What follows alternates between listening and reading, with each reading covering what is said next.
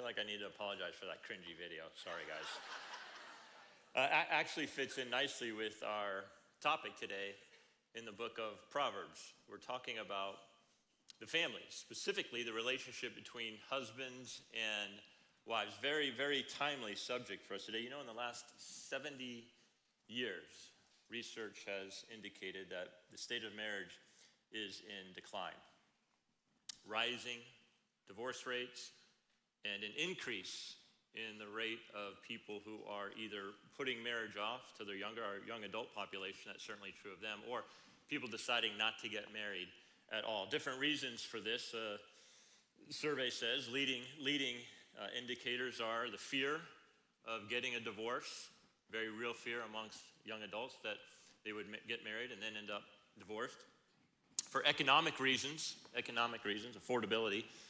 And then lastly, career pursuits. Now, this is where things get really, really interesting. In 2009, a very, very fascinating study, well known and often cited by Betsy Stevenson and Justin Wolfers. And here's the title of it: The Paradox of Declining Female Happiness.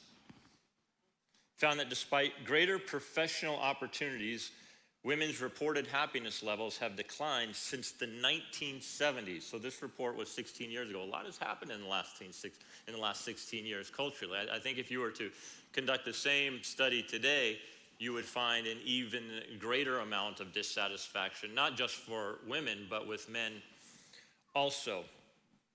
The Bible speaks to these issues. You know, marriage, despite what you've been told, is not a human institution. It was not created by humans. Marriage was actually God's design. You go all the way back to Genesis, the opening chapters. God creates Adam.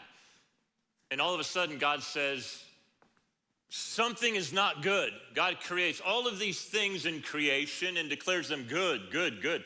Then he gets to Adam, and you read the first not good of all creation. What's the not good? It's not good that Adam is alone. It doesn't necessarily imply that he's lonely because he has God, but he is alone in the sense that it's just him.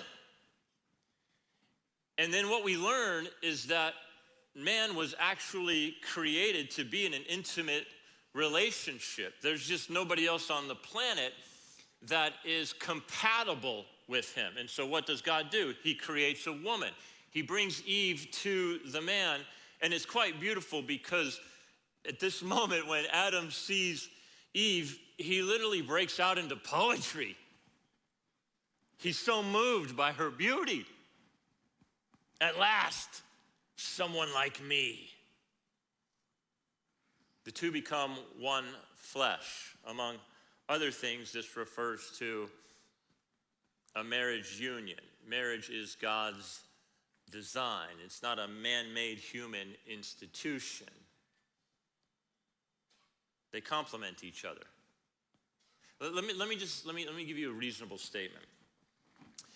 A man's body in and of itself does not make sense. A woman's body in and of itself does not make sense. It isn't until the man and the woman are together that their bodies begin to make sense. Why is that? Because this is God's creation order. We've been saying all throughout our study in the book of Proverbs that Proverbs is the proper understanding. This is wisdom. Wisdom is the proper understanding and response to the way in which God has designed and created and ordered the world. Then you get to the time of Jesus, and Jesus talks about marriage being a covenant. Now, the problem in our modern context is that we've taken what was meant to be a covenant and we've turned it into a competition. And it's not a competition. It's a commitment.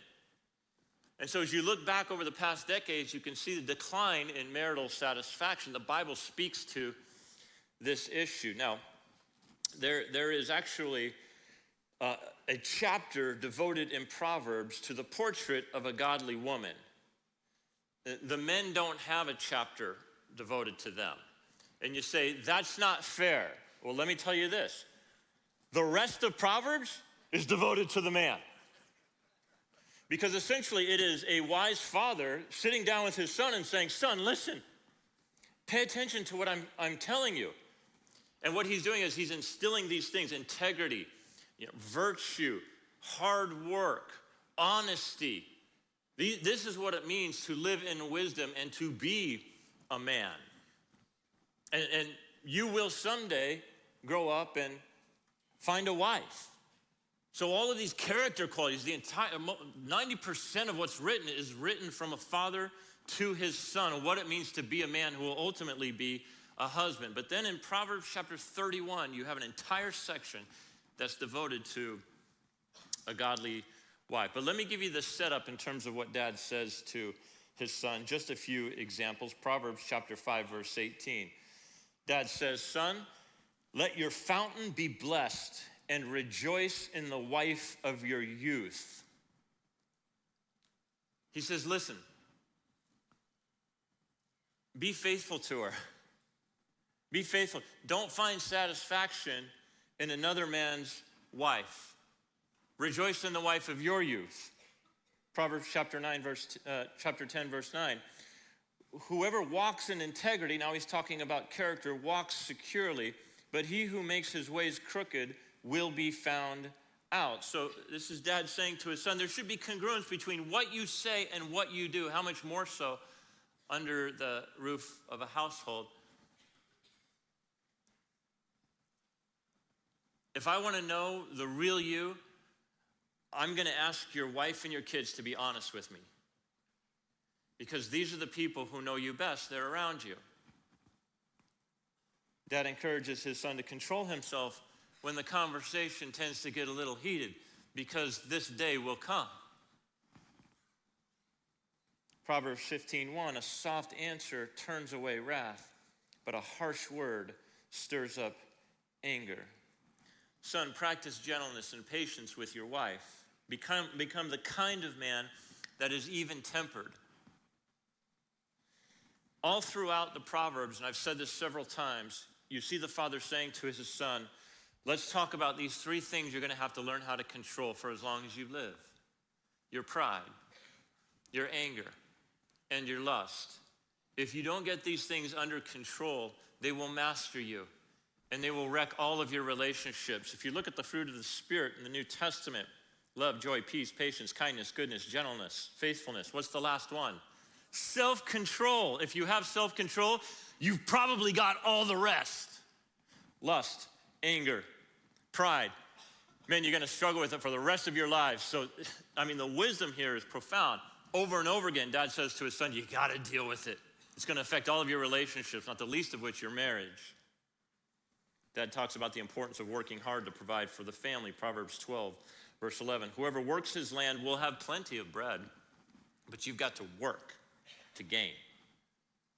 But he who follows worthless pursuits lacks sense. This is the man who has put his hand to no single skill long enough to become good at something. But instead, this is the dude that is always chasing after that carrot that's dangling on the end of the stick. Always pursuing, but never arriving. Additionally, the man is told to offer protection to all those around him by exercising wisdom. Proverbs 4, 6 through 7. Do not forsake wisdom, and she will keep you. Love her, and she will guard you. The beginning of wisdom is this: get wisdom, and whatever you get insight. If you're going to serve the people around you well, including your wife, gentlemen, you must exercise wisdom in everything. And of course, Ephesians chapter 5, the Apostle Paul breaks it down like this. The charge to the husband is, husband, love your wives. Now, because we're sort of cavemen knuckle draggers very often, he gives definition to what that looks like. He says, love your wives in the same way as Christ loved the church and gave himself up for her. So there's an image now that husbands have in front of them, and it's extremely powerful, and I don't think you can get more descriptive than this. Love your wife. Well, give me a picture of what that looks like. All right, you want to know what it is? You follow what I'm saying? It's arms outstretched. Doing what is in the best interest of your wife. and that very often involves personal sacrifice. It's interesting because the wives are not commanded to love their husbands in this way. Their command, their charge is to respect. And at the root of it all, men want respect. Do we want to be loved? Yeah, we want to be loved, but we want to be respected. Do women want to be respected? Of course they want to be respected, but they want to be loved. So there's this dance that goes on in a marriage, and the Bible's been speaking to this issue for a very, very long time. Now, even though most of the Proverbs are spoken to men who will become husbands, this I find it so interesting because this final chapter specifically speaks to the ladies. And in Hebrew literature, what comes at the end is to be emphasized, you know? It's like we talked about this in the first 9 chapters of Proverbs. There are no Proverbs as you know them, but basically it's an introduction. And so in chapter 1, you hear the phrase, the beginning of wisdom is the fear of the Lord. And then in chapter 9, which is the other bookend of the introduction, you hear the same phrase repeated. The beginning of wisdom is the fear of the Lord. And so we talked about how when specific words are repeated in the introduction, it's the author's way of saying, this is foundational. This is the most important thing. Fear God and you will be wise. To fear God is to acknowledge his supremacy, his greatness, is to have reverence and awe for him as the author, creator, and sustainer of all life. Therefore, he knows how life is to be lived best. It's his blueprints, his plans. Let's live accordingly. We can choose to live outside of those blueprints. It's not going to go well for us. That is what Proverbs describes as the fool. Because Proverbs chapter 31 ends with an exhortation to the ladies, the Hebrew literary device is telling you this is foundational. Ladies, there's a foundational message for you. And the husband is the one who actually receives this message, but in an unusual way, okay? Most all of the Proverbs, as I said, are from the perspective of a father writing to his son. Then you get to this chapter and it changes. It's actually a father saying to his son, I want to talk to you about women. And before you think I'm mansplaining things, I want you to know that everything I'm about to teach you, I learned from my mom. Son, these are grandma's words to me when I was young. And she talked to me about women. And so everything that I'm going to impart to you comes directly from her. Verse 1. The words of King Lemuel, an oracle that his mother taught him. So we don't know exactly who this King Lemuel is. Some people think it's another name for Solomon, who wrote most of the other Proverbs. We just don't know for certain. But we do know this chapter is unlike the others because this isn't dad speaking directly to his son in his own voice. It's dad speaking to his son through the voice of his mom. So Grandma told me this when I was younger. She began by asking a series of questions. What are you doing, my son? What are you doing, son of my womb? What are you doing, son of my vows? Now, when a question is repeated 3 times, it's a way of saying, pay attention. Pay attention to the conversation that we're going to have, young man, because this is important. Now, the word vow, son of my vows, that could refer to marriage vow. I actually think it refers to the fact that back in the day, when women first learned that they were pregnant, they would dedicate that child to God from day one. They would commit that child into God's care. And I think that's the sense that's being said here. This is the power of a praying mother, by the way. Verse 3, do not give your strength to women. Son, don't give your strength to women, plural. Earlier, Dad said, rejoice in the wife of your youth. He doesn't say rejoice in all the women you can. Find pleasure in a multitude of women. Do not give your strength to women, plural. Dad says, rejoice in the wife of your youth. Do not give your ways to those who destroy kings. The concept here is still within the framework of grandma explaining to the son, now explaining to his son. Women who can actually take your strength, even as a king. Now, what does that look like? Well, then he goes on to give an example of this in verse 4. It may seem out of context until you realize you got to put this verse in its context of the kind of woman that the king is to look for. Verse 4, it is not for kings, O Lemuel. It is not for kings to drink wine or for rulers to take strong drink. So this is the setup. What he's being told is there is a kind of queen who will attempt to influence you, king, as you are being influenced by alcohol. As you start to lose control of your senses and yourself, be very careful that the woman in your life doesn't begin to take control over you and your kingship. Verse 5, lest the king drinks and forgets what has been decreed and perverts the rights of all the afflicted. Don't abuse alcohol, son, because it will corrupt your ability to lead well.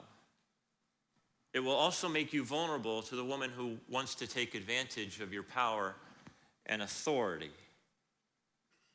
Rather, use alcohol in this way. It's a warning against the use of alcohol in such a way that it would inhibit your ability to judge righteously and wisely, because very often that was the position that a king was in.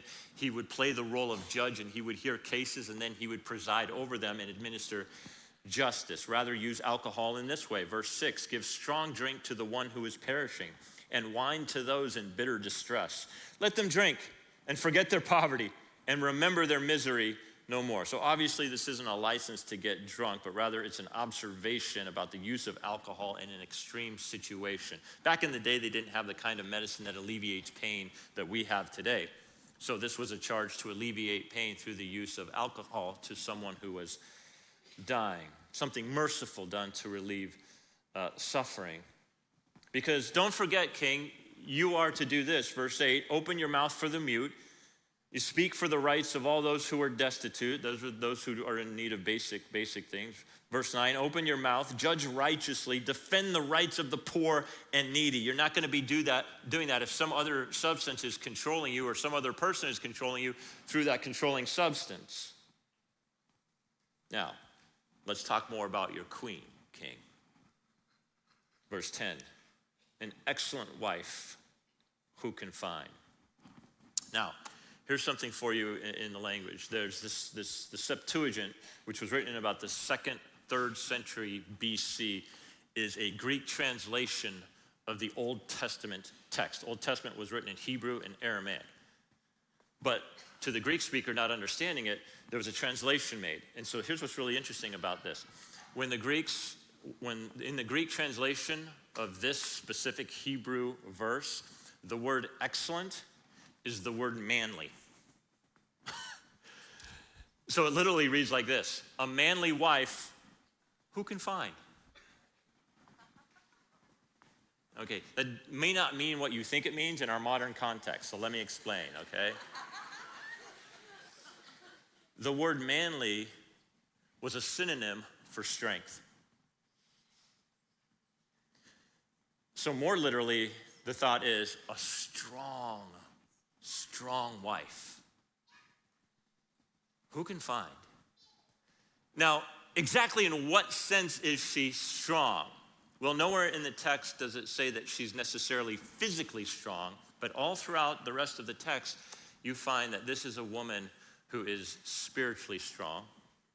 She's an absolute spiritual warrior.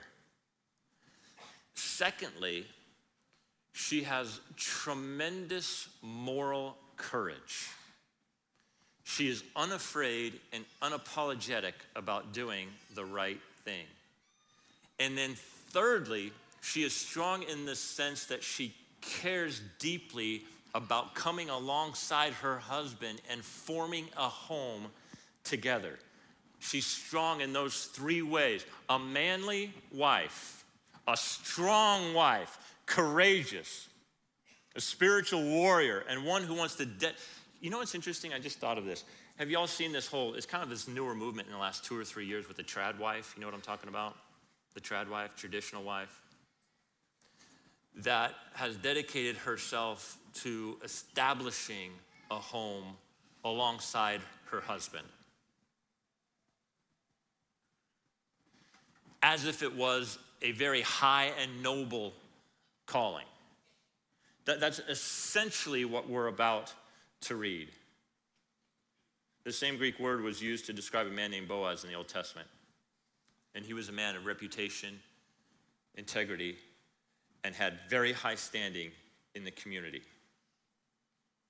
Because of this, verse 10, she is far more precious than jewels. She's not ordinary. She's rare.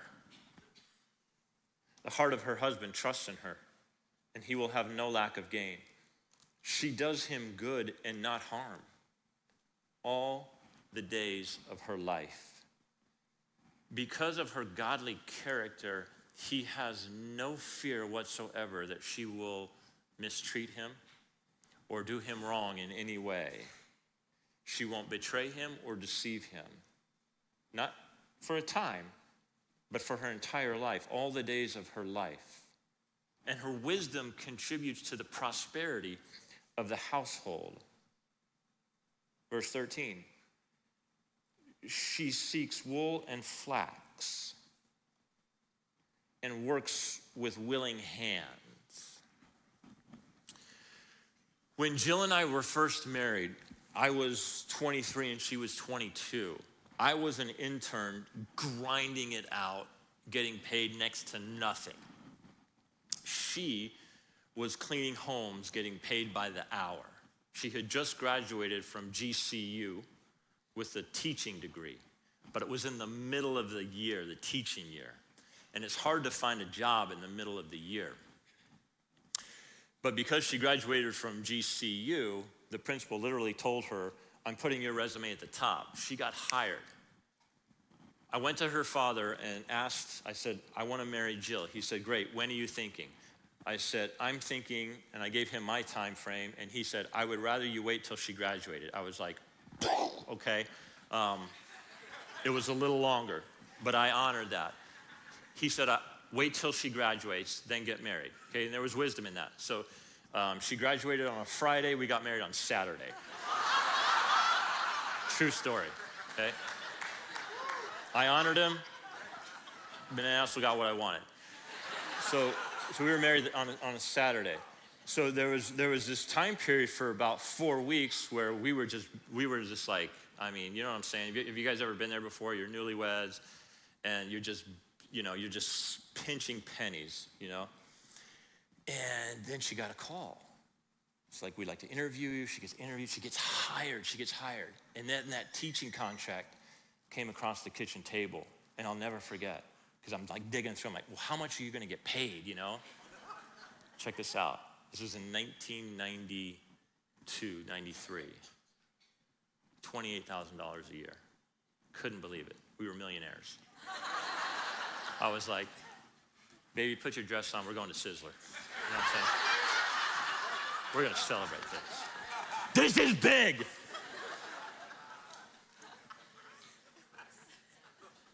And for the next 4 years, I continued to grind it out. I knew I was going to finish my master's, working on my doctorate, and she supported us. She supported us for all that time. And then 4 or 5 years into it, I get a position, and she's been a retired kindergarten teacher for the last 20-something years. She seeks wool and flax and works with willing hands. See, she's co-laboring together with her husband to build a household. She is like the ships of the merchant. She brings her food from afar. She rises while it is yet night and provides food for her household and portions for her maidens. She considers a field and buys it. With the fruit of her hands, she plants a vineyard. She dresses herself with strength. Her arms are strong. She perceives that her merchandise is profitable. Her lamp does not go out at night. She puts her hands to the distaff. I didn't know what that was. I had to look it up. It's a tool used to spin thread. And her hands hold the spindle. In other words, she works hard. She earns money. She contributes to the household, but she doesn't sacrifice the things that are most important. Verse 20, she opens her hand to the poor and reaches out her hands to the needy. She's generous. She is not afraid of snow for her household, for all her household are clothed in scarlet. Her children are well cared for. She makes bed coverings for herself. Her clothing is fine linen and purple. Her husband is known in the gates when he sits among the elders of the land. The implication here is that her husband's reputation is influenced by her actions. His standing in the community is elevated because of who he's married to. She makes linen garments and sells them. She delivers sashes to the merchant. Strength and dignity are her clothing, and she laughs at the time to come, meaning that she's prepared for whatever the future might hold. She opens her mouth with wisdom, and the teaching of kindness is on her tongue. She looks well to the ways of her household and does not eat the bread of idleness. She's not lazy, and the evidence of this is all around her. Her children rise up, and they call her blessed. Her husband also, and he praises her. How so? He says this, many women have done excellently, but you surpass them all. Charm is deceitful. We all know that. It's momentary. Beauty is vain. We all know that. It doesn't last. But a woman who fears the Lord is to be praised. But a woman who fears the Lord is to be praised. Did you catch that?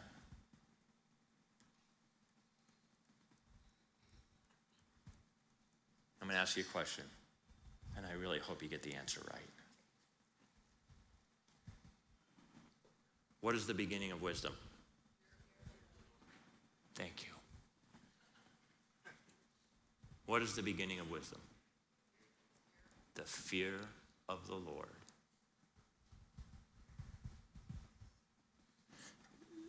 The beauty with which Proverbs is written cannot escape you. Earlier I said the bookends to the introduction tell you what's foundational. Fear of the Lord is the beginning of wisdom. Now, there are many things in this list that she could be praised for. But what is the one thing that's specifically mentioned? A woman who fears the Lord is to be praised. Why? Because by fearing the Lord, she will gain wisdom. So give her of the fruit of her hands, and let her works praise her in the gates. This is a woman who has won a very, very deep place within her husband's heart.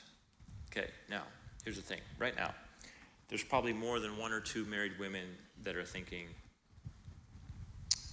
I'm not so sure I'm inspired by this.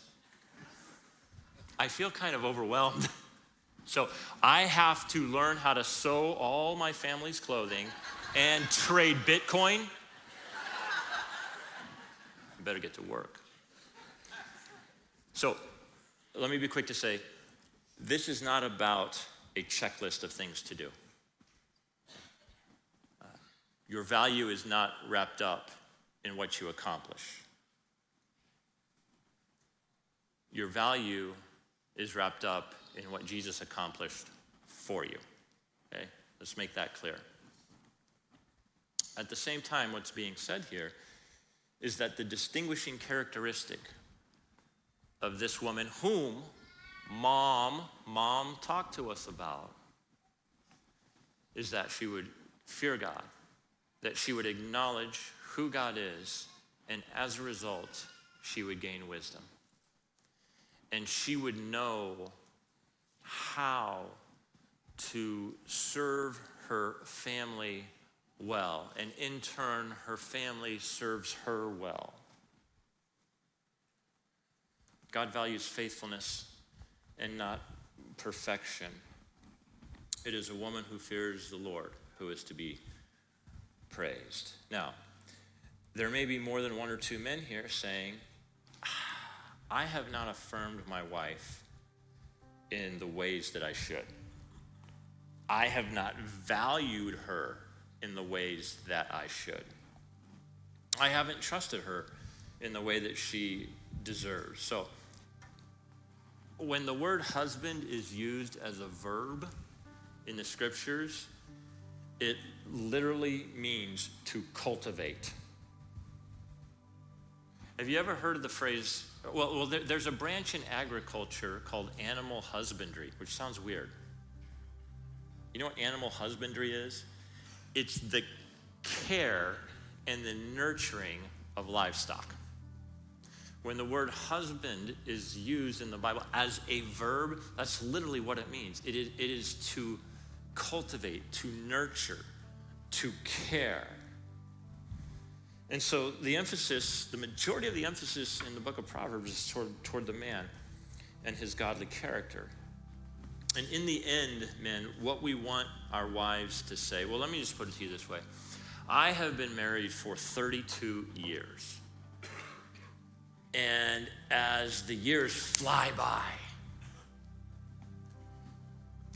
toward the end of our time together, Jill and I want her to be able to say of herself, I had an amazing life. Not because it has been pain-free or there hasn't been conflict between us or interpersonal difficulties. Every relationship has that. But because in the end, she has been brought closer to Jesus. In Ephesians, Paul commands the husbands to present our wives to Jesus as holy.